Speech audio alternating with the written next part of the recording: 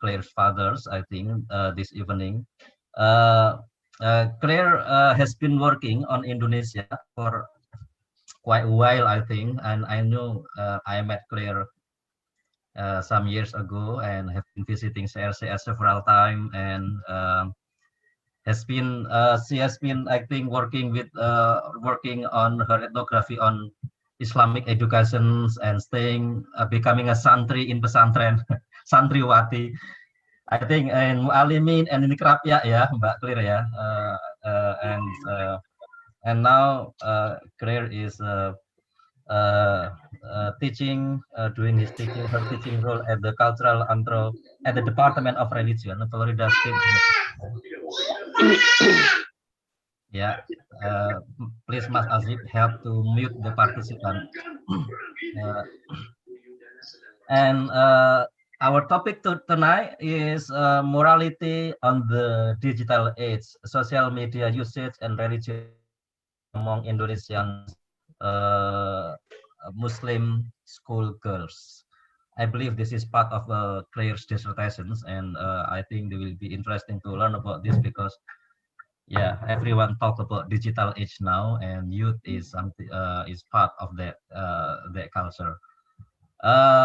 I would like also to say thank you on behalf of our of CRCS and ICRS to our partner here, IFIS. We have friends from IFIS. Hello, Mas Anas, and our other friends from IFIS for organizing this event. So this special sessions of Indonesian Forum is co-organized by ICRS, and IFIS. All right, so I think we should start. And Claire, usually the Indonesian Forum runs in 1.5 hours. So you can do presentations in about 40 minutes. Just adjust what you need, and then after that we will follow question and answer. And we also connect these sessions live stream on YouTube. So those who are watching this on YouTube, you might comment or ask questions by writing in the comment box of the YouTube. All right. Without further ado, I would like to give floor to Dr. Claire Hefner, please. Let's everyone welcome Dr. Claire Hefner. Thank you. Please. Yeah, thank you so much, Mas Iqbal, and thank you everyone for being here this evening. I want to also thank Mas Anchu and Mas Anas from CRCS and AFIS and ICRS as well for organizing our event today. This talk and my materials today is an extension of my longer term field research in Yogyakarta. The book from which that has sort of come from is tentatively titled Achieving Islam, Women, Education and Moral Play in Indonesian Muslim Boarding Schools. So that's what I'm developing and finishing now. So I really look forward to your thoughts and questions at the end of this presentation today. So let me pull up my PowerPoint for you all just really quickly here.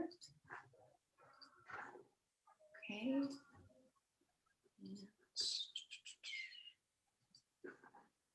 All right, can you see that all okay? Yes. Okay, great. So as Mas Iqbal mentioned, my paper today is titled Morality on the Digital Edge, Social Media Usage and Religious Authority Among Indonesian Muslim Schoolgirls. And I'd like to start my presentation with a narrative about a student from Pesantren Krapya Al-Maksum in Yogyakarta. But before I begin, I wanted to just mention, of course, that all the names and sort of identifying features of the students that I'll be speaking about today have been altered and they've been given pseudonyms in order to protect their anonymity. So I'm going to start with the story of Yulia, or a girl I'm calling Yulia. So Yulia is a bright 23-year-old woman with a talent for language and aspirations to study abroad. We first met during my fieldwork in 2011 to 2013, when she was in her penultimate year of high school at Pesantren Krapya Al Maksum in Jogja. Yulia was 15 at the time and in the Islamic studies track in high school. I regularly sat in on her class where she could be found wearing bright red headphones over her white uniform headscarf, transcribing and translating Taylor Swift lyrics between classes. In 2019, she graduated from the prestigious UGM in Yogyakarta with a degree in communications. So during her studies at university, she had served as a dorm supervisor at her alma mater and continued her studies of the Quran and Islamic sciences. Yulia's father passed away several years ago, and since then, Yulia's mother back home has felt some pressure to take on her late husband's role as the religious guide for the family. So during our interview in 2019, Yulia mentioned how she sometimes gets frustrated by the influence that WhatsApp groups have had on her mother, who has no formal Islamic schooling background herself. Yulia told a story of a recent family vacation where she had been listening to some pop music and her mother scolded her, saying, "Oh, so you have time to listen to music, but what about the Quran?" Yulia commented to me and sort of recounting what she had sort of responded. She said, "Okay, sure. I mean, I listen to the Quran every day, but not all the time." So the irony of this exchange is that in boarding at the Islamic school, Yulia, of course, has regular exposure to the Quran. And as a young woman deeply committed to Islam, she also regularly chooses to read the holy book on her own. When I asked Yulia where she thought her mother's new attitude towards religious piety came from, Yulia told me she suspected it was the new preachers her mother was following online or the content her mom's friends were sending her on social media. Quote, "Sometimes she forwards me religious memes, like ones claiming that Cadbury or Doritos are haram. And I just think, okay, but then what about the halal seal of approval on the package?" I asked Yulia what, if anything, she says to her mom on those occasions. Yulia explained, quote, "I try to gently remind her, Mom, be sure to check the sources of those materials before clicking send. But ibu-ibu, or moms, of course, they'll just forward anything."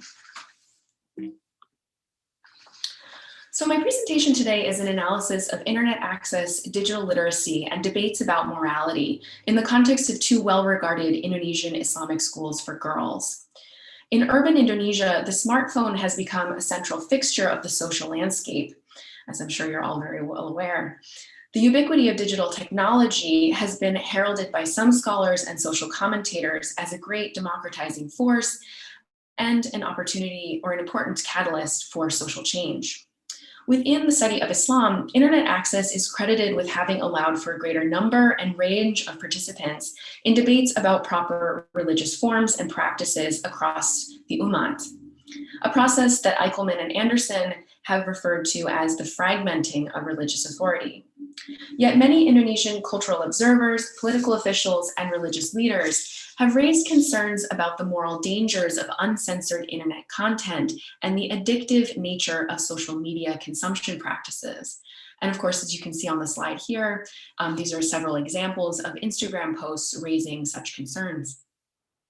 So with the rise in prominence of neo-Salafi and even radical Islamist groups online and on the Indonesian political landscape, these phenomena raise critical questions regarding shifts in forms of religious authority and the practice of Islam. In the words of a traditionalist Kiai, or leader of Islamic boarding school, during new student orientation in 2019, quote, "A cell phone is like a knife. If students don't know how to use it properly, they just end up hurting themselves." Many educators view digital technology as a powerful and necessary tool, but a dangerous one if handled incorrectly by the user. So Indonesian pesantren are traditionally located in rural settings, of course, set apart from cities and towns and often situated great distances from students' friends and families. Access to the internet, cell phones, and social media in these schools is either limited or non-existent. Parents and teachers see these restrictions as disciplinary tools meant to protect students from the moral dangers of modern life. most commonly identified as free socializing between boys and girls, or pergaulan bebas, premarital sex, free sex, and accessing drugs and alcohol. In recent years, the alluring glow of internet-capable cell phones, computers, and tablets have been added to the list of parental anxieties. Religious training is seen as the antidote. When I asked one mother the reason she was boarding her children in the pesantren, she explained, quote, "If they stay at home, they'll just play on their smartphones all day. Inshallah, instead here, they will learn proper Islam, or Islam yang baik dan benar." Islamic boarding schools located in urban areas are less common than their rural counterparts, but of course this is changing. Many Muslim boarding and day schools are now opening in cities and towns in response to the desires of urban middle-class families who are committed to educating their children in the Islamic sciences along with the national curriculum. The two schools of this study, Madrasah Mu'alimat Muhammadiyah Yogyakarta and Pesantren Krapia Al Maksum, are urban-based Islamic boarding schools that cater to lower middle and middle-class families. They each offer 6-year programs from middle school through high school. The school's glossy informational brochures boast top-of-the-line facilities, including language laboratories with rows of computers and libraries with internet access. In urban schools like these, computers and internet access are increasingly requirements for modern institutions hoping to remain competitive as they serve middle-class Indonesian Muslim youth with aspirations for university education and white-collar careers. So in my presentation today, I argue that young women in these Indonesian Islamic boarding schools occupy a space on the digital edge. Now, this term digital edge was originally used by Watkins et al. To describe students' media literacy, as well as their access to and use of digital technology. Studying the electronic media usage of lower income Black and Latino students in an American high school in Texas, Watkins et al. Found that students' use of technology reflected their disadvantaged position as peripheral internet users, a result of students often owning out-of-date devices and having limited internet access. The study also revealed, however, that students employ remarkably innovative strategies in their digital consumption patterns. So here, I want to borrow and reshape the term digital edge and apply it to this Indonesian context to highlight the contradictory contours of digital life among Indonesian Muslim schoolgirls. So on the one hand, the digital edge in this case refers to the peripheral nature of digital media in Islamic schools, where internet access, if allowed at all, is often limited and subject to strict regulations. At both Mu'alimat and Krapia, unsupervised internet use is prohibited on school grounds, and any gadgets, including laptops, tablets, and cell phones, are considered contraband and swiftly confiscated by school officials. Some young students felt this left them vulnerable to being hopelessly out of touch, left behind by the times, or ketinggalan zaman.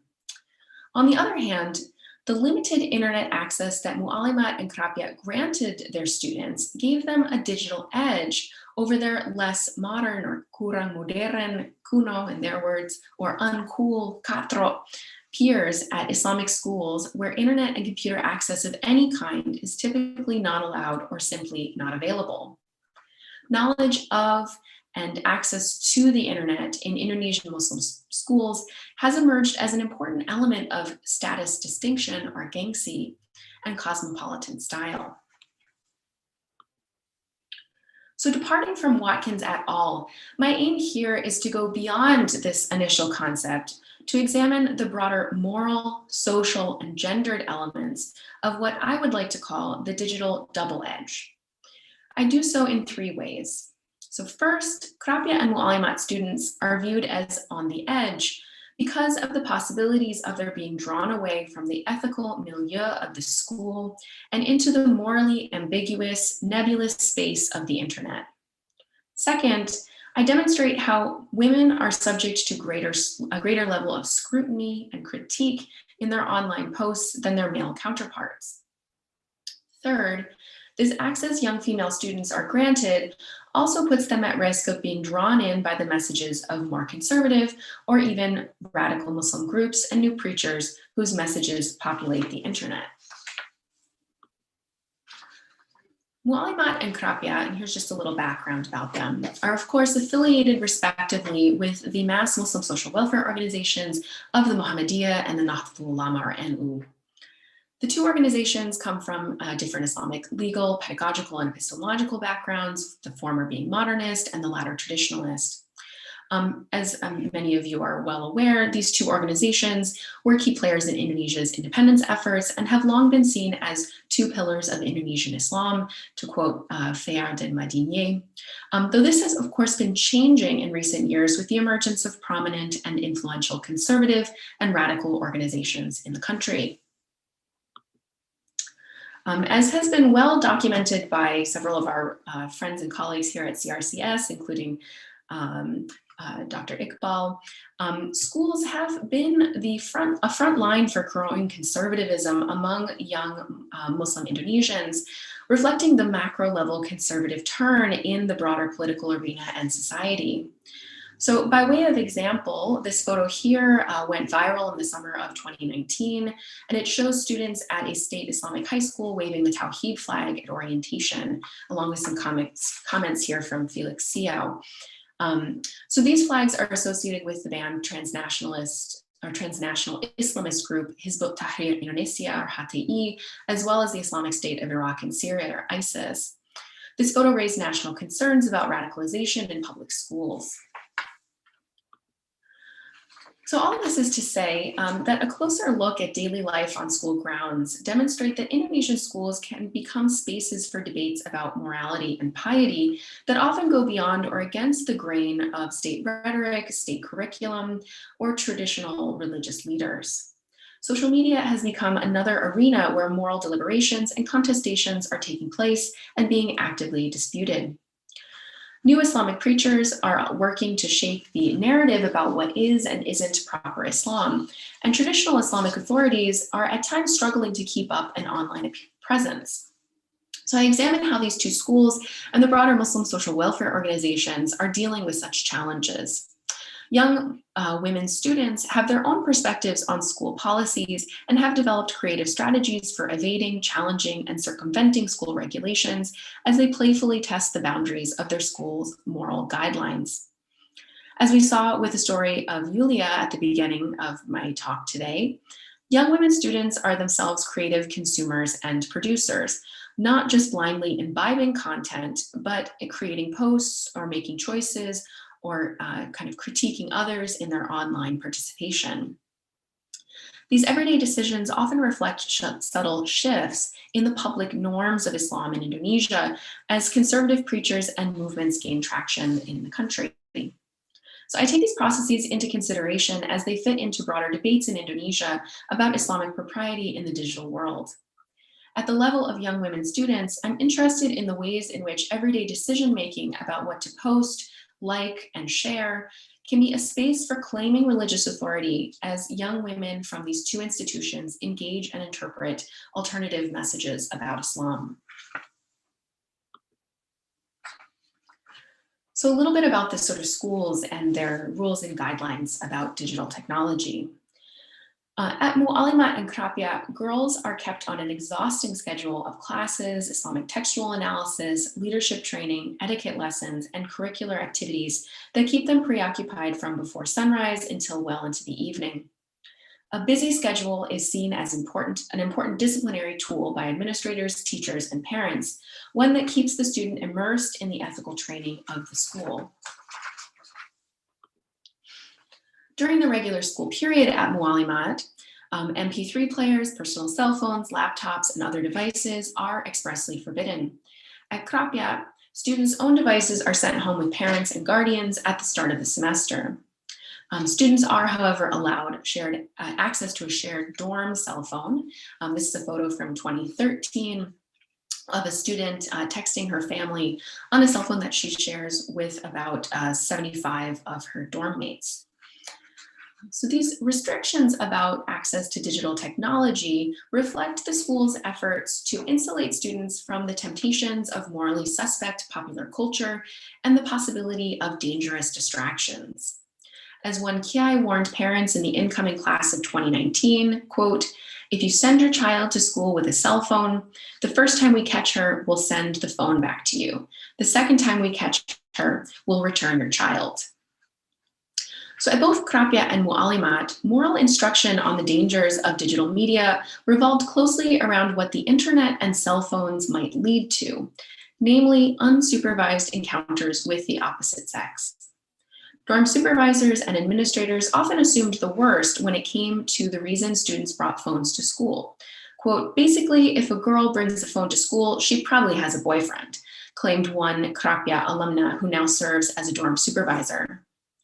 Dorm supervisors at Krapia and Mualimat carry out regular raids on students' dorm rooms to confiscate contraband electronic gadgets, and school administrators have been known to sell off confiscated items and keep the money as a donation to the school. Regulations like these are not limited to Islamic boarding schools. In 2019, a video went viral on Facebook that depicted an Indonesian state Islamic day school principal, hammer in hand, dramatically smashing a dozen confiscated cell phones in front of an assembled crowd of uniformed madrasah students. So regulations and stories like these illustrate how educators and parents' concerns about digital media stem from their perceived morally perilous and socially corrupting nature.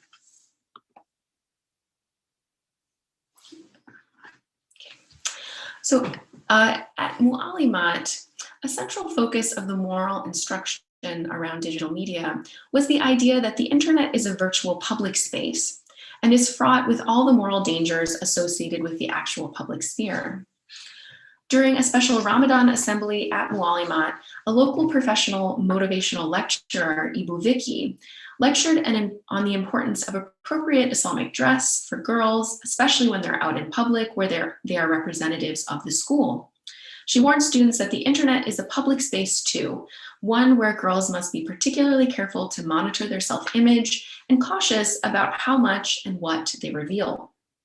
She went so far as to chide girls for using the caps lock function or excessive exclamation points when writing online, explaining that it was not very becoming for a Muslim young lady to appear as if she was angry and yelling. In a related incident, I witnessed a dorm supervisor reprimanding 3 middle school students for having posted photos of themselves without their headscarves on Facebook. Do you not understand that this is the same as walking down the street without your head covered? The teacher had explained. Somewhat naively unaware of her privacy settings and the fact that she was Facebook friends with several Mualimat teachers, one of the guilty students turned to her friend as they left the disciplinary meeting and whispered, "But how did they know?" So Mualimat and Krapia teachers and administrators stressed the importance of girls recognizing the public nature of social media, highlighting what the anthropologist Carla Jones has called the spectacularity of women's online presence, their, quote, semiotic vulnerability that is uniquely gendered, end quote. The tensions surrounding young women's internet access illustrate the digital double edge of online practices for Muslim schoolgirls. On the one hand, many girls at Krapia and Mualimat draw great pleasure from sharing images of themselves with friends and followers online. These social media networks offer access to communities, knowledge, and experiences within and beyond the Islamic boarding school. They can be spaces of mutual support in religious efforts, where girls share inspirational memes, encouraging proper practice and modesty, or reminding their peers of the rewards of religious piety. Social media networks can also offer a chance for what I've referred to elsewhere as moral ludus or moral play, the testing and reshaping of the boundaries of moral behaviors involving a balance of the demands of various social fields in which a person is embedded. This play can take place in young women's sartorial decision-making, in their social media posts that may push the boundaries of acceptable modest dress for a pesantren student or santri, or in choices surrounding whether and what kinds of music to listen to. Social media posts also hold the promise of becoming a source of income and notoriety for some young women. Many alumni go on to run successful catering and baking businesses out of their homes through social media. On the other hand, social media posts make young women observable in ways that open them up to the possibilities for overexposure and critique for their dress, their perceived over-concern with their appearance, their behaviors, and their consumption practices. And of course, in this slide here, we see that tension illustrated in a Muslim self-help book, which I'm going to talk about in a moment, that's warning women of that social media may lead to haughtiness, arrogance, or being full of oneself. In what follows, I analyze these gender tensions more closely. So messages about propriety online are not limited to the space of the boarding school.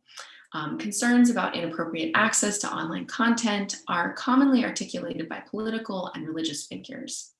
On the national news and on social media, stories circulate widely about online predators, the dangers of hoaxes, and the ramifications of students being exposed to explicit materials like pornography that they aren't ready to deal with morally. In response to these concerns, the expansive Islamic self-help section of Indonesian bookstores has seen the emergence of advice books on how to navigate the internet in ways that don't conflict with piety efforts. The book Amalan Hangus Gara-Gara Status, which I'm translating here to Status Update Undoes Good Deeds, is one such title that caters to young adults like students from Islamic schools. With colorful illustrations, graphics, Quranic excerpts, and sample hadith, the book offers instructions on how to avoid ri'ah, or showing off one's piety or religious acts. And you can see some examples here, like posting a picture of yourself making a charitable donation or taking a selfie when you're on pilgrimage, right? These are all classic examples of ri'ah. So illustrating the double-edged nature of the digital world, the book offers advice on how to harness the advantages of digital life in ways that enhance and do not interfere with one's piety. For example, the author suggests ways to post about the beauty of prayer so that you are not bragging about having just prayed, but instead call others to better religious practice, a form of da'wah, of course, or religious outreach. So in this sense, the book illustrates the tensions that arise when, quote, mediation also becomes part of religious practice and thus constitutive of piety, end quote. And here I'm drawing from the works of Martin Slama and Fatima Hussein. So although this book begins by addressing a general audience, the latter half turns to women readers specifically. A section on melek teknologi, or technological literacy, addresses briefly the issue of online hoaxes, the spread of misinformation, and the dangers of online crime, before focusing on the empowering and morally perilous qualities of internet access for women. Men, on the other hand, are not offered a similar warning. In fact, the book offers men no gender-specific advice at all. So the author highlights the internet as a source of passive income, and here they're using the English in the original, for women through online entrepreneurial efforts, allowing women to connect to the world or with the world while still fulfilling their duties as wives and mothers. However, the text warns that women's online presence should be only the best representation of the self and of Islam, a form of da'wah. Women are reminded that they should not share their husband's secrets online. As you can see in the bottom left-hand side, the woman is guarding Rahasia Swami. They should not complain about the difficulties that they're having, nor should they post images of expensive purchases or fancy clothing. In this way, women bear unusual social and semiotic pressures when it comes to their decision-making for online participation. They're encouraged to appear stylish but modest, to engage in the consumerist culture of the online marketplace, but they face criticism if they cross the disputed line into the materialistic and its perceived related moral shortcomings. Access to social media and the digital world is thus double-edged. It offers both new social promise and new forms of gendered scrutiny. So despite the restrictions and surveillance at the Islamic boarding schools, it's important to note that Mu'alimat and Krapiak students do indeed find ways to access the internet and contraband gadgets. At Mu'alimat, one way that students regularly avoided this prohibition on cell phones was to store a cell phone at a nearby laundromat for a small monthly fee.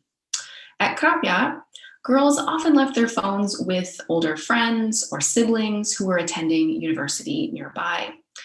Or on one occasion, when a raid was expected in the dorm, several high schoolers put their cell phones in my bag as I was leaving their room for the day. So while it's not uncommon for students to bend the rules and find ways to access digital media, there were other ways that students mutually aided each other in remembering the moral guidance of the pesantren. This shared moral mission fit with the broad socialization at the Islamic boarding schools, which reflects the deeply influential Quranic injunction to enjoin the right and forbid the wrong. At both Mu'alimat and Krapiak, students often warned each other of the dangers of meeting up with boys, conveyed through stories of young women who had fallen to that fate at other schools, and how much shame being found out would bring to the school and the girl's family. At this point in their shared moral narratives, the girls listening would shake their heads, whispering, "Astaghfirullah al-Azim," seek forgiveness in Allah. So stories like these were just one of the many ways that girls kept each other in line and helped to remind their peers of the fact that their actions affected and reflected on not just themselves, but the school and their families. In this sense, this ethical socialization involves care of the self in the Foucauldian sense, but it's a self-care learned and sustained collaboratively through a collective and performative commitment to peers, the school, their respective Muslim social welfare organizations, and the global Ummat. This sort of peer monitoring and moral support took other forms as well. On Facebook, for example, girls commonly policed their peers' clothing and self-presentation in posts. It was not unusual to find girls leaving critical comments like, "Lo, nggak malu sis," or "Aren't you ashamed, sister?" under a fellow Mu'alimat student's profile picture if she wasn't wearing her headscarf or had it sort of askew, or simply had chosen to wear jeans and a tight long-sleeve shirt. So while social media gives women, young women, new opportunities for self-representation and self-expression, with these new opportunities come additional gendered regulations for personal comportment. I argue that these seemingly mundane moments can provide young women ways to express their religious authority through posts and comments, encourage better religious behavior, a form of da'wah, and may also be subject to policing and supervision by their peers and uninvited others in turn. So these examples and our earlier story of Yulia correcting her mother's online religious content illustrate that the embodied expertise of digital natives, coupled with a strong grounding in the Islamic sciences, leaves some young women from Islamic schools in the unique position of claiming religious authority over peers and at times even parents. However, digital literacy is an area of instruction that schools like Mu'alimat and Krapiak are still struggling to address, leaving less digitally savvy or more impressionable students at risk of being swept up in alternative messages about Islam. So broader discussions about the dangers of the internet are taking place at the same time that schools are facing new pressures to incorporate more digital media in their curricula. And on this slide here, you see a geography teacher at Krapiak using Google Maps for a lesson, and then in the moment captured here, actually adding me on Facebook. So following the 2013 national curriculum and in an effort to carry out more student-centered activities, teachers are increasingly asking students to search for information on their own and then present on key subjects in class, rather than the prescriptive pedagogical models that have long characterized Indonesian education. In interviews, students described to me how they typically fulfilled this task by Googling the subject and going with whatever the top result was there. In contrast with the earlier story of Yulia, we see here that students may not always be as discerning when it comes to considering online sources. This is in large part due to the fact that Indonesian schools, Islamic or otherwise, are not yet offering much in the way of media literacy guidelines to their students. So the issue of digital literacy among Indonesian youth extends to the realm of religious authority. This was a central concern of the edited volume Muslim Millennial, Catatan dan Kisah Wow, Muslim Zaman Now, or Millennial Muslim Stories and Writings that Wow Today's Young Muslims. This was a collection of essays and research by Indonesian scholars, activists, and government officials. And Muslim Millennial addresses the online access young Muslim children and teens have to instant answers to their religious questions, often bereft of the traditional processes of religious exegesis through a learned and trusted scholar. A 2016 Indonesian Internet Service Providers Association survey on internet access reported that of those Indonesian teens with internet access, 81% use social media for religious advice. So for religious schools like Mu'alimat and Krapya, these changes pose potential problems for the future of the broader Muhammadiyah and NU, respectively, as much of the information online does not come from scholars from their organizations. NU activists have made clear efforts to warn of these issues as they relate to losing young future membership, a fact we see illustrated quite vividly here in a 2019 book advertised on one of the organization's official Instagram accounts, or ala NU. The title of the book was Guruku Bukan Sheikh Google, Kiat Selektif Mencari Guru. Efforts to discuss issues of digital literacy in Muhammadiyah, by contrast, appear to be a little bit more modest and locally rooted. At Mu'alimat, for example, students reported that the only time this issue was really brought up was during a recent presentation by the school's student-run Ikatan Pelajar Muhammadiyah, or Muhammadiyah Students Network, IPM.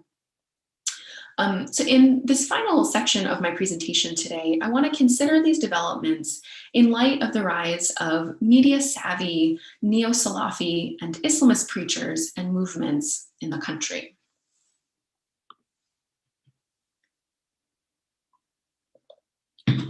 So in her work on Islamic televangelists in Egypt, the anthropologist Yasmin Mol argues that the fragmentation of religious authority that correlated with the development of new media in the Muslim world did not negate the idea of authority, but instead relocated it.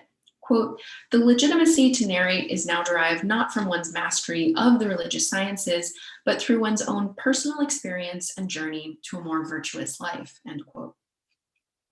As such, new da'i, or new preachers, derive their authority from their self-styled authenticity as an ordinary Muslim who struggles to lead an Islamically correct life, as someone who is just like their young viewers. In the world of Instagram influencers, I would argue that celebrity preachers present themselves not as someone just like you, but as someone audience members can become. Pious, wealthy, successful, fashionable, cosmopolitan, jet-setting, and followed by many. This can be seen clearly in the rags to riches stories and posts of celebrity preachers like Agim, sort of an earlier generation of these new preachers in Indonesia, and Muslim influencers like Nata Reza, who's of course a celebrity, but still as kind of Muslim influencer. So these narratives of self-improvement and business acumen are common in the Hijrah movement, here referring to an internal transformation from the Jahiliyyah, or incorrect practice or piety, to correct religiosity. And the Hijrah movement is often described as a kind of born-again Islamic cause that emphasizes a neo-Salafi approach to religious orthodoxy. These new preachers often present themselves as relaxed, approachable, and cosmopolitan.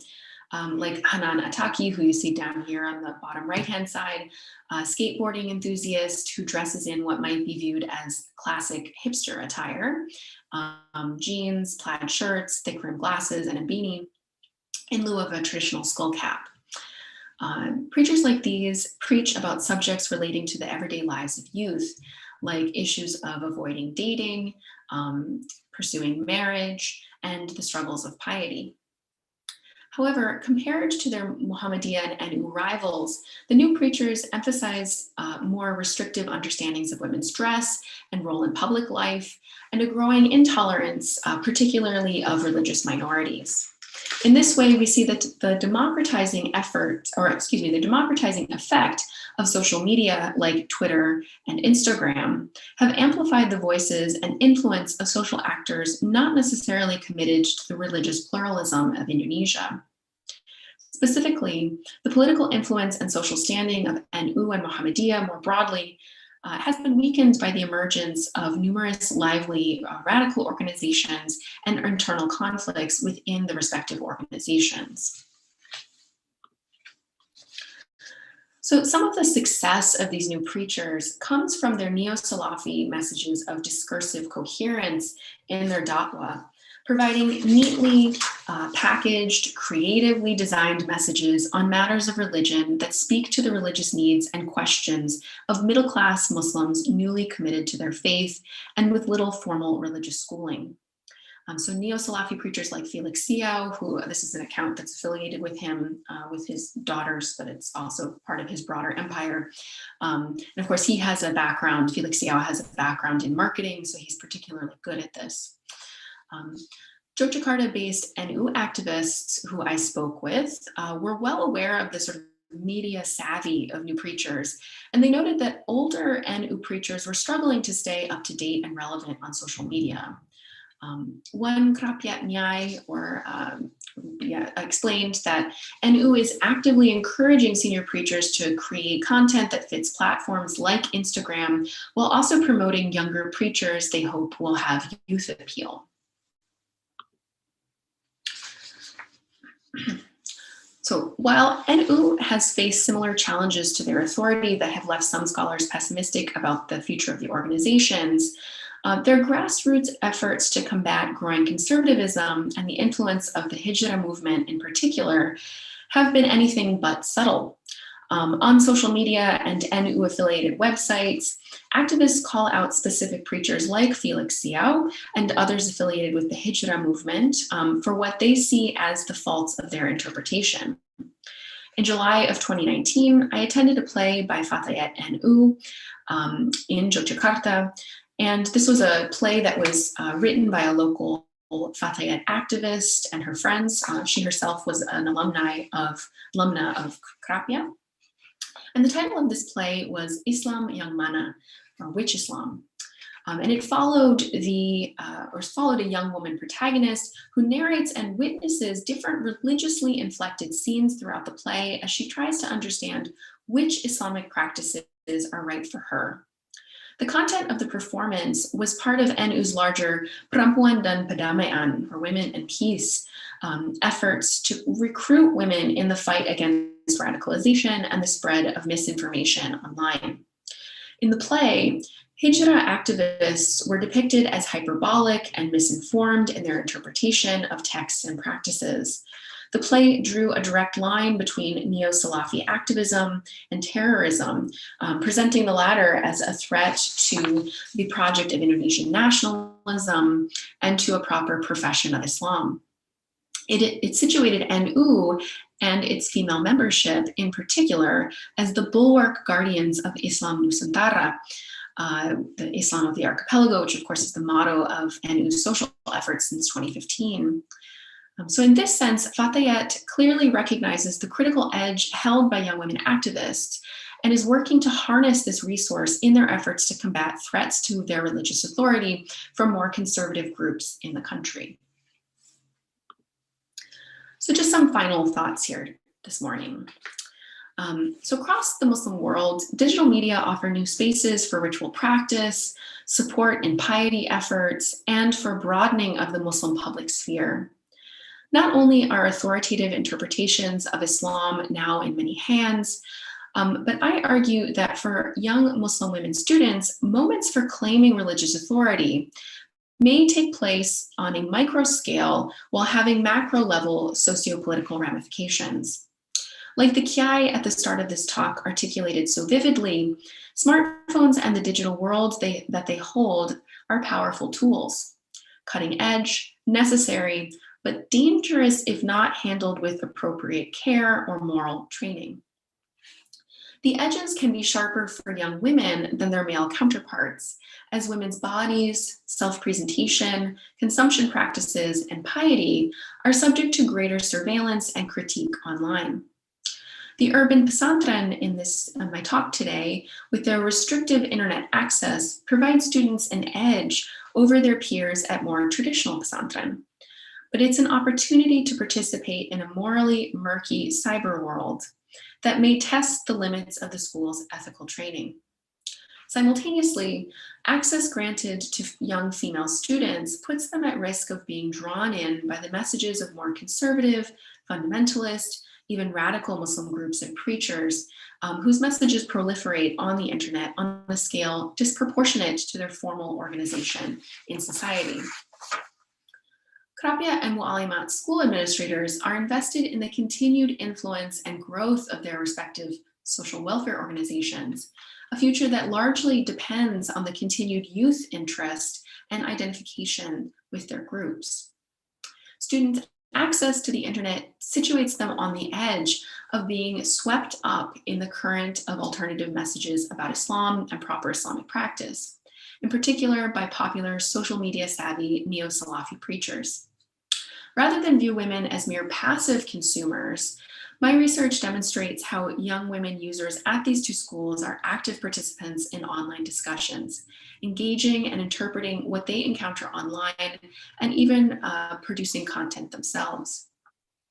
Closer attention to micro-level choices and the semiotics of self-representation online reflect the potential socio-religious ramifications of these decision-making processes.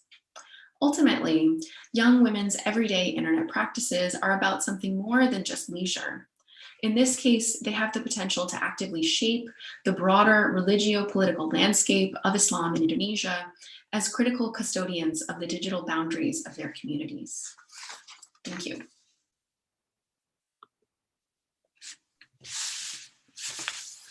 Thank you very much, Claire, and just right on time, just 45 minutes. This is just the limit that we give. Perfect timing.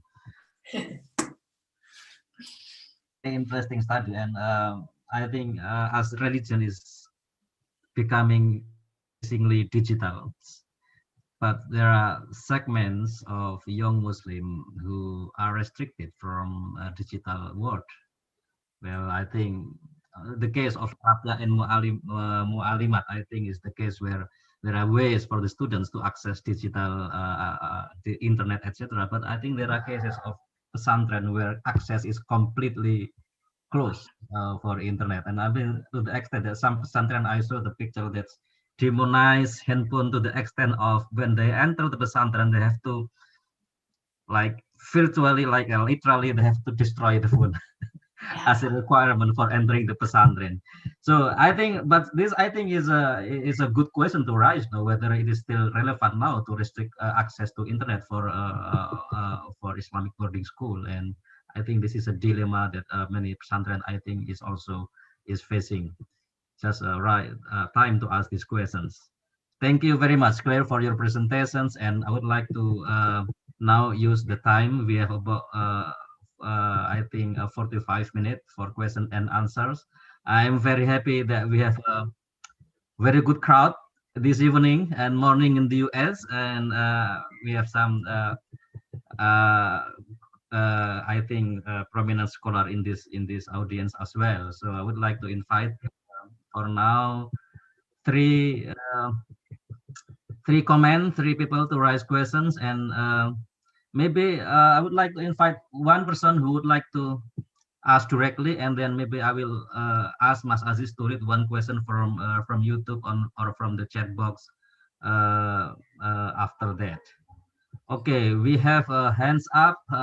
First is Pak Leo Papras, and then do we have another hand up? Let me check. No, I think let's start with Pak Leo. Pak Leo? Thank Pak you Leo very much. Papras is lecturers at the ICRS. Please. Yeah, thank you very much, Mas Iqbal. Thank you very much, Mbak Claire, for the very interesting presentation. I still try to digest of your information because it's very complex issue, and I try to clarify. I have two issues: one question and one probably clarification. The first one you mentioned about hijrah is also kind of a new American evangelical tradition. I just wonder whether you can Clear. Yeah, thank you. Well, thank you. First, on the idea that the Hijra movement sort of resembles kind of born again evangelicalism in the United States, it's just like a comparison to kind of illustrate sort of narratives of selfhood that are kind of similar between the two movements. That's really what the comparison is on.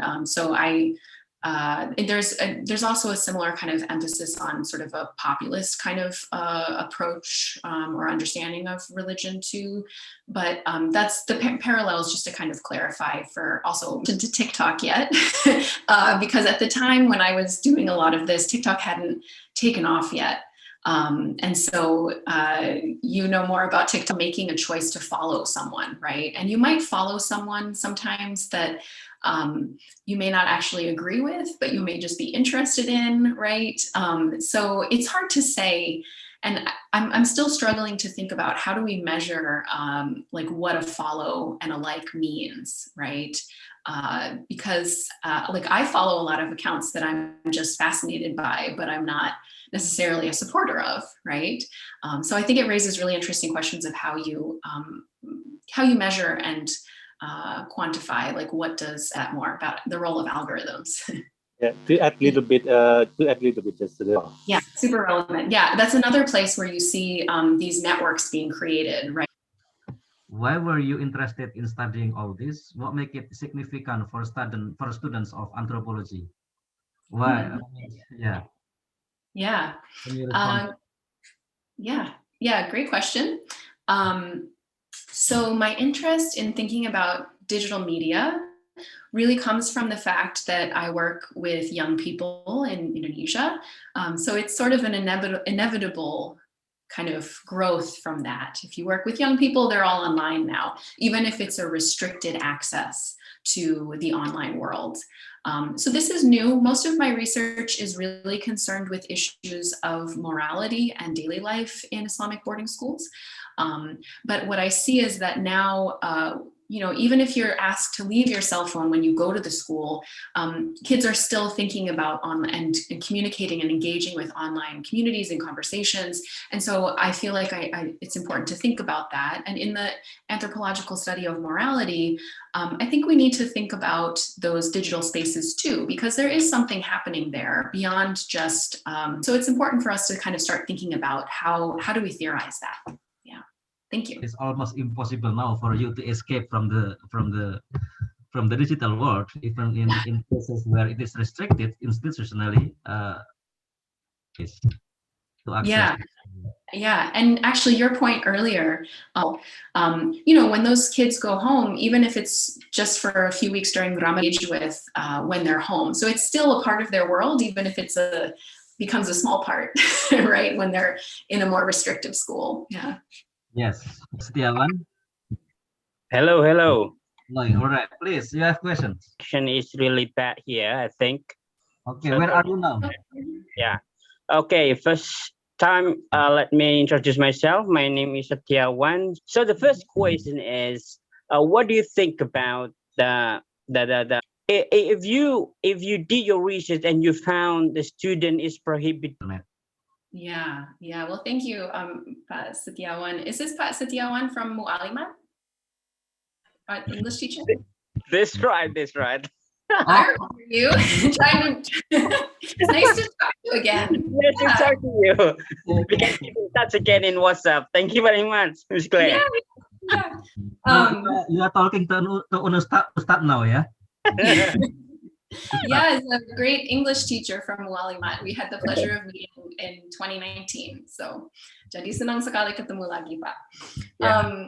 So, about your question of NU and Muhammadiyah, I think they're both organizations doing incredibly important work, especially in the realms of education. And my interest in particular is about their support of women's education as Muslim social welfare organizations. And so I think it's an incredibly rich and important space to kind of be looking at these issues. So they're really, that's where my interest in the organizations come from. But to get to your question about whether these restrictions are still relevant, it's a great question. I think what I'm seeing from schools like Mu'alimat and Krapiat is that it's increasingly difficult to keep students away from the digital, especially if you're in an urban pesantren where they might have access to places to leave their cell phones and devices, or maybe if there's a warnet or something nearby, they could access that. And I think where it becomes more challenging is that, especially if you're in a school like Mu'alimat or Krapiat, where these are middle-class students or aspirationally middle-class students, they want to be middle class and they're almost there. A knowledge of and fluency in digital media is incredibly important. If you want to go to university, even if you just want to apply to university, you need to know how to navigate the online world, of course, right? So I think that's where some of the tension is coming from, is for these schools that are based in urban settings where they're catering to middle class or aspirationally middle class students. The digital is necessary for that sort of aspiration, right? So I think that a lot of schools are adjusting some of their norms, like the examples of Mu'alimat and Krapiat, the fact that there are computers on campus that you can access, right? It's a limited access, but it's important still because it means that students, young women, have digital literacy, right?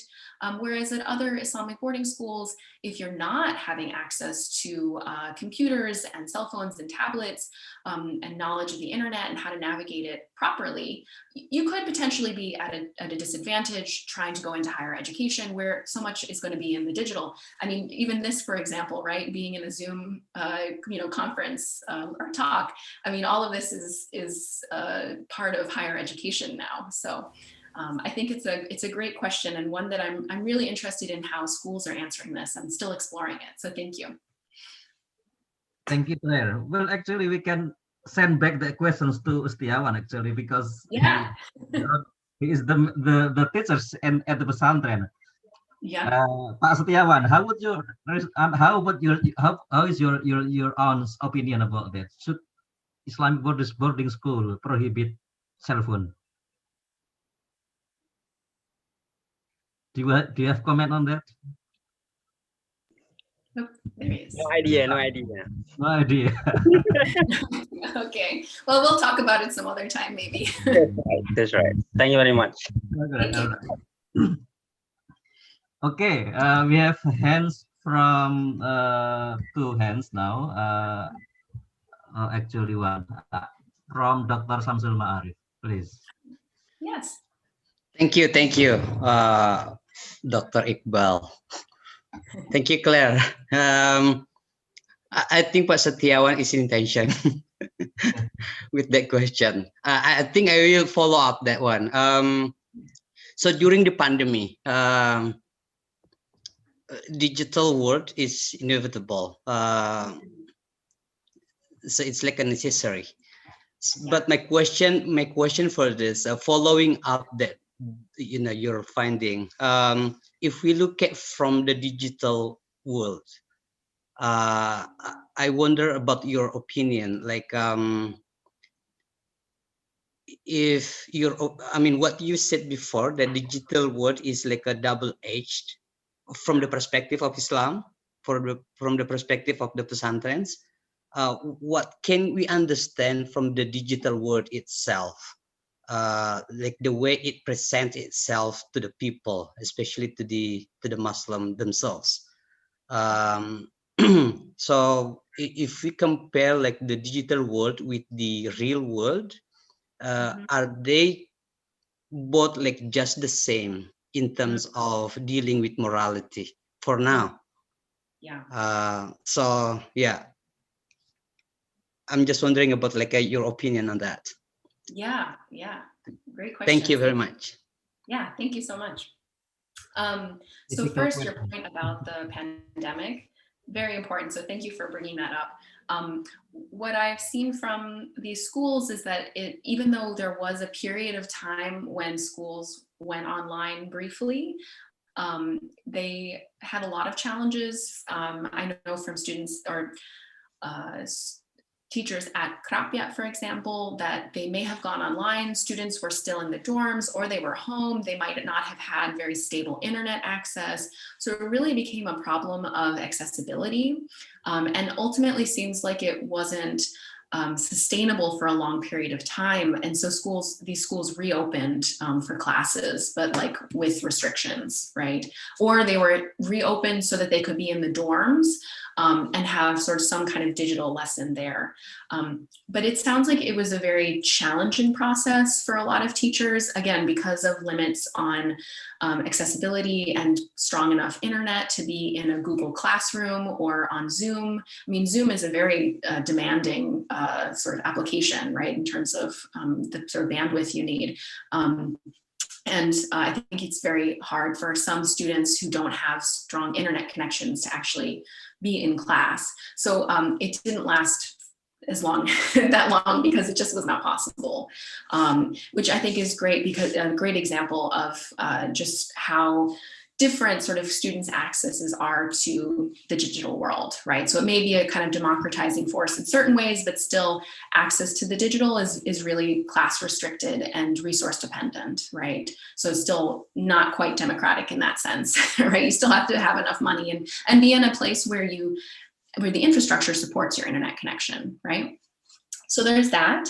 The question about the digital world versus the real world and how morality and Islam kind of play out in those spaces, I think is really interesting. What I've been thinking about more recently is the kind of moral strategies that young women use online are very similar to the patterns that they have in the real world, right?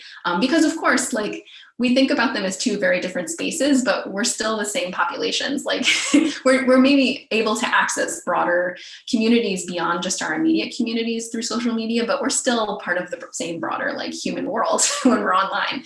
And so the strategies are really similar in really interesting ways. But what I think is kind of different about digital access is the kind of performance and your audience, right? So I've been really interested in women's kind of class performance on social media, which is always very closely tied to the moral, right? Because women are expected to be fashionable, but modest. You know, you're supposed to kind of consume certain things, but not too many things, because then that's too consumeristic, right? And they experience those same challenges in their daily lives, but in the digital world, sometimes it's exacerbated because you have the potential for people to comment or interact with you who aren't in your usual world, right? So it can actually leave you more exposed and be a little bit more dangerous even than your daily life as a young woman, right? But I think it's a great question. There are certainly overlaps between kind of morality and the practice of Islam in everyday life and the digital world in fascinating ways. Yeah, thank you. That will be a good area of study. I mean, to ask questions on if different level of exposure to internet affects different interpretations of morality. Yeah. Different how do we students see morality in different way, if different access to internet, different level of exposure to the digital world might affect that. And I think that is the area of research, because I think there are a lot of students at CRCS are now interested in studying about internet and the effect of digital religions on the issue of religious authority, the issue of narrative on nationalism, extremism, etc. But this is a topic which I think is still not much explored yet, I think.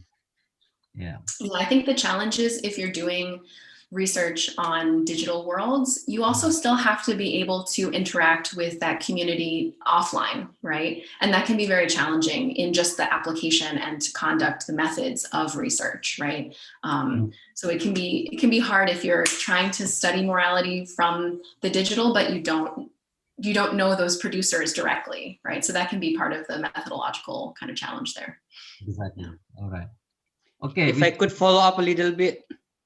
Yeah, sure. Yeah, one of the reasons I was raising about the morality, I mean, the way Muslims, especially Muhammadiyah and NU, especially these two pesantrens dealing with the issue of morality.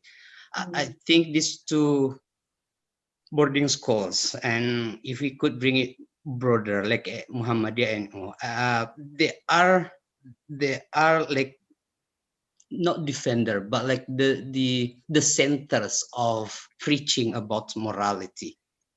And so, like in your finding, did you ever find like the concern of teachers over there, or even the students, like to have responsibility to engage, not being threatened about the immorality, not moral, but like being responsible to promote morality in the digital world? Sure. Because they come there to be defending Islamic morality or preaching about Islamic morality. Yeah, no, that's a great point. Sorry, did you have a follow-up? No, yeah, that's it. Like yeah, did you ever find that the concern of those teachers and students? Yeah.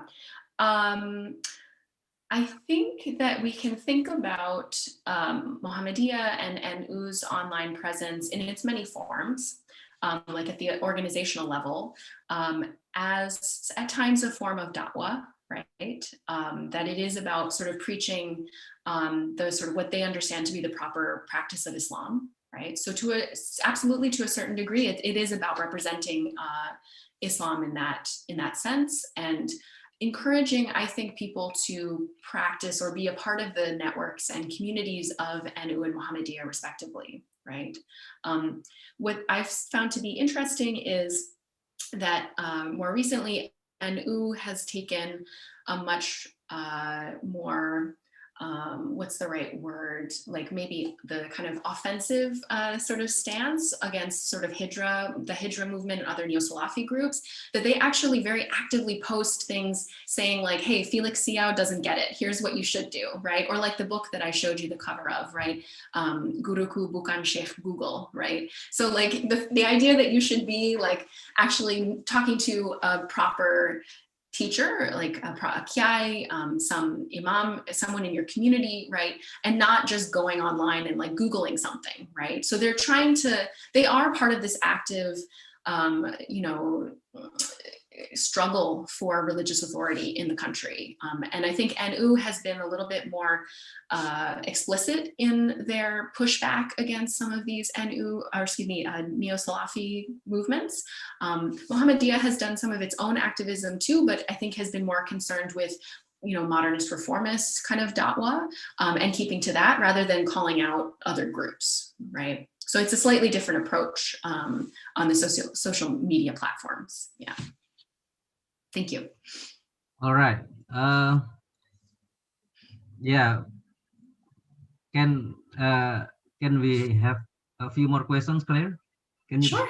Yeah. There is a questions now from the chat box from Selfie Triani Kula. Thank you, Selfie, for your questions. Let me read your question. Do you think this young Muslim girl having split or fragmented identity to define themselves? Okay. Are they having creative way to survive as young Muslim girls? You can read also the questions if you wanna. Yeah. Yeah, I can see it too. Yeah. Can you take it, please? Sure. Sure. That's a very interesting question. It's something that I like to think about theoretically in my own work. I don't know that I would call it split or fragmented, although I think that's an important question. I think instead that, all subjects are kind of moving between different social fields in their lives at different times where they may kind of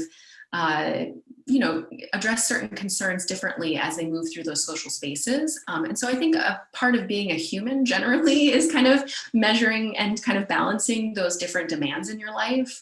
And so I guess I would be hesitant to say that young Muslim women themselves are feeling fragmented or sort of split, because I don't want it to sound like I would say that somehow Islam is not modern, or like there's some way that Islam and modernity doesn't work, because I don't think that's true. I think this sort of struggle of balancing different demands in your life has historically always been a part of being a Muslim or being a Christian or being a Hindu or whatever, right? But what I am interested in is that process. So I think your question is really important because it is a process that the schools are really interested in, and they have their own ways of approaching it. And so for them, I think they might answer this question by saying, well, we want to make sure that our students are deeply grounded in Islamic knowledge, Islamic training, and morality before they go out into spaces that are not explicitly Muslim, and that are not explicitly Muslim in the way that we teach them and the way we want them to be, right? And so I think what they're trying to do is they're trying to kind of create this space in an Islamic boarding school. This is the case with, I think, all Islamic boarding schools, where you're in a very concentrated moral kind of formation process. And they do try to kind of have these distractions not be a part of these young people's lives, so that they can really focus during, adolescence, which is a time when you are struggling with identity and morality and belonging and selfhood, right?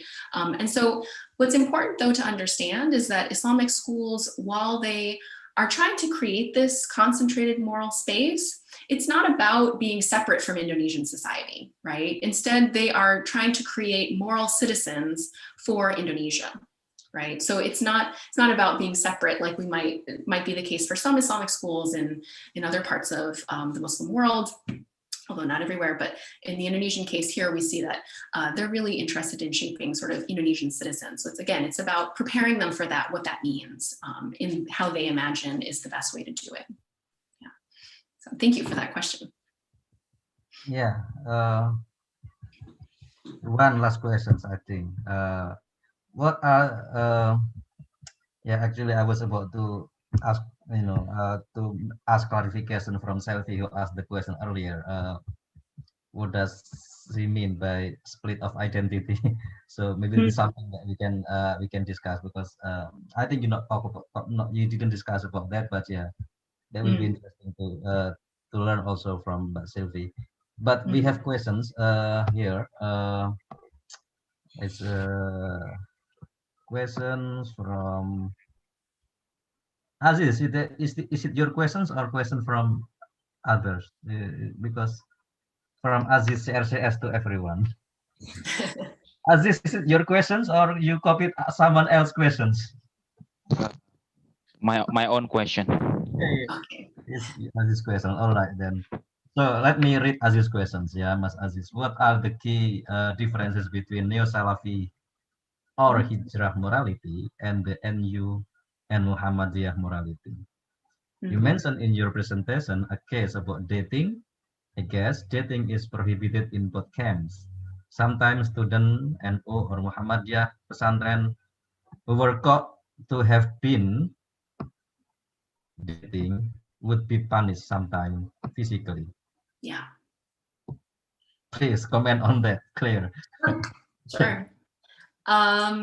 So first, on your point about dating, yeah, dating is absolutely prohibited on both Krapia and Mualimat both schools. If you are discovered to be dating or getting close to mendekati, someone from the opposite sex, you will probably get expelled from the school.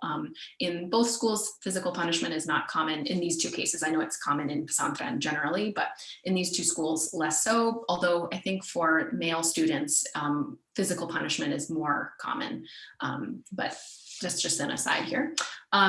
So your question though about the differences between Neo-Salafi or Hijra morality and or Muhammadiyah morality, I guess I would word it differently. Instead, I think that they just are approaching the practice and interpretation of Islam from different epistemological sort of histories. And so they each have a slightly different approach to how they understand texts, how they understand how you relate to teachers, and how you relate to communities and the like. And I think the idea of being a member of NU or Muhammadiyah versus one of these Neo-Salafi groups are a little bit different, right? So it's they're just kind of different social organizations as well. I would be hesitant to say there are differences in morality, because when I'm talking about morality, I'm thinking in terms of kind of individual kind of religious practice and thinking about those sorts of things. I don't think you could kind of speak about the specifics of morality between the two groups. Instead, how they approach kind of moral questions and answering those questions is slightly different. In particular, with the Neo-Salafi groups, they tend to present answers to questions in very black and white kind of ways. And so it tends to be bereft of some of the jurisprudential reasoning behind some of these rulings, right, that you might have gotten if you were in a traditionalist NU space, right? So they have different kind of approaches epistemologically to how they address morality. That doesn't mean that they don't have some shared perspectives on things like dating, though, because they definitely do. Yeah, so dating is not okay in either space. But what's interesting is later what happens with dating after they've been in school is variable too. So yeah, thank you for that question. Yeah, I'm not sure. Maybe there are places in the Muslim community where dating is tolerated. Well, what's interesting between these two schools is they both don't agree with dating, but when I did an anonymous survey with my students at Krapia and Mualimat, they had very different responses to the question of whether or not you agree with dating as a way to find a spouse. So at Mualimat, my Muhammadiyah school, 90% of students said that dating is haram. There's no dating, we don't date, none of that, right? What was interesting is that at Krapia, it was almost 50-50. Students said that they were okay with dating or not okay with dating, but their reasoning was very similar.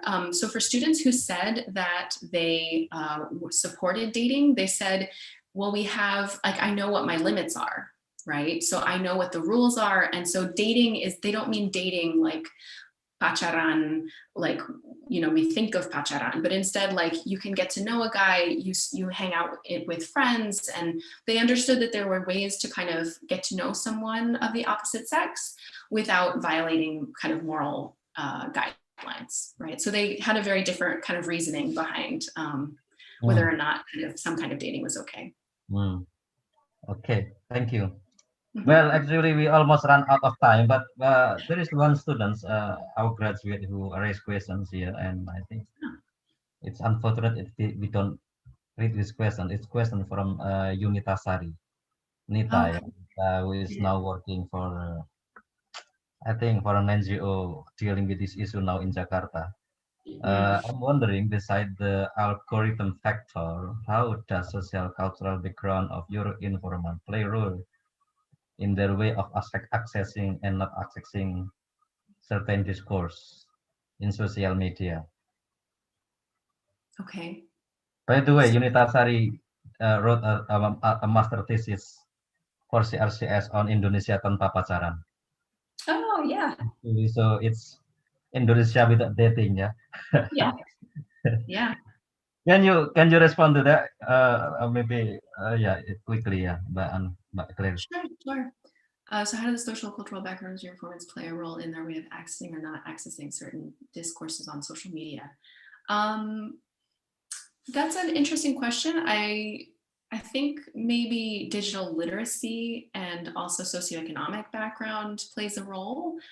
So if you have a certain fluency in like if you're already familiar with social media. Also, I've noticed that linguistic abilities also shift the kinds of engagements that young women have.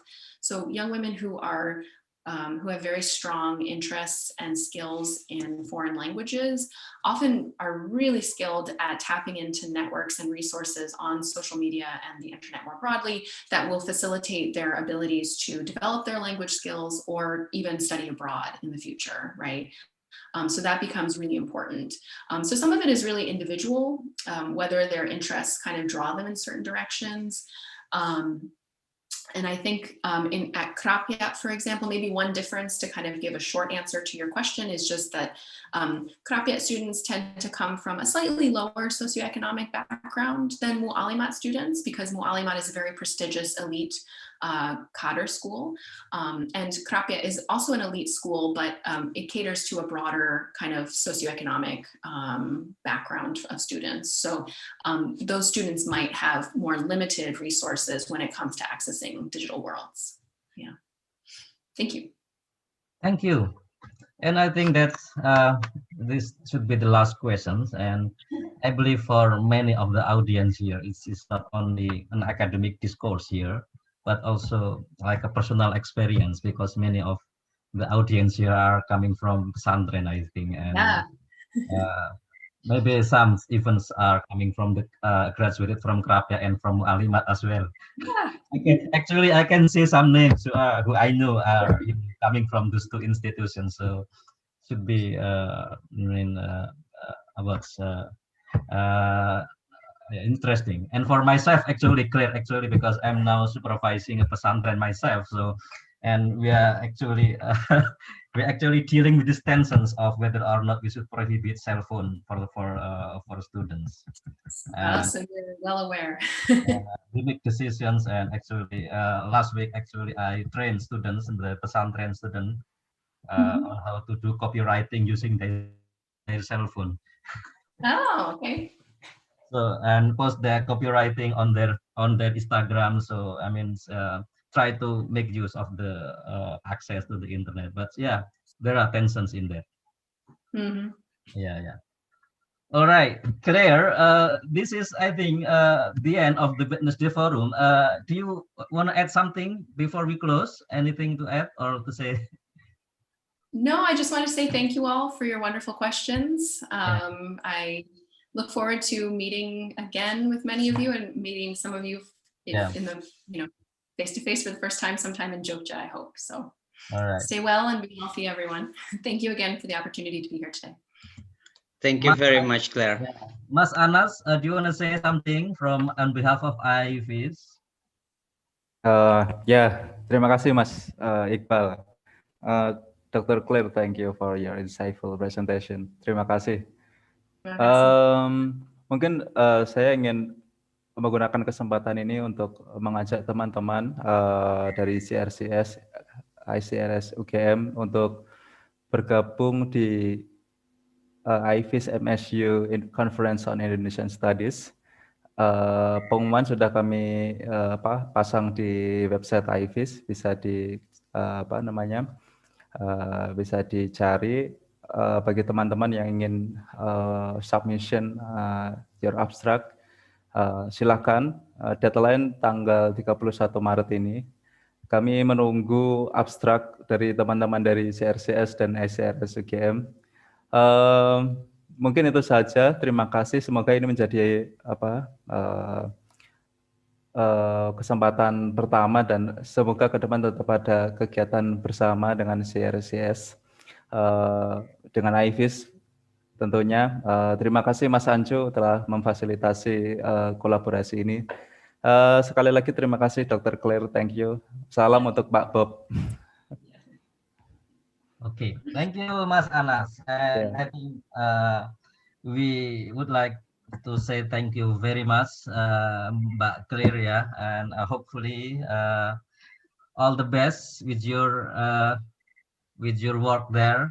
Stay Thank healthy. you too. Thank you Hopefully, very much. Florida is warm enough there Yeah. for you this period. Yeah. And yeah, we are very pleased with the. I think this is an excellent Wednesday forum. And thank you very much, everyone, and who participated and asked questions for this evening forum. Thank you and selamat malam semuanya dan selamat beristirahat. Thank you. Let's give applause to Mbak Clear, ya. Thank you, everyone.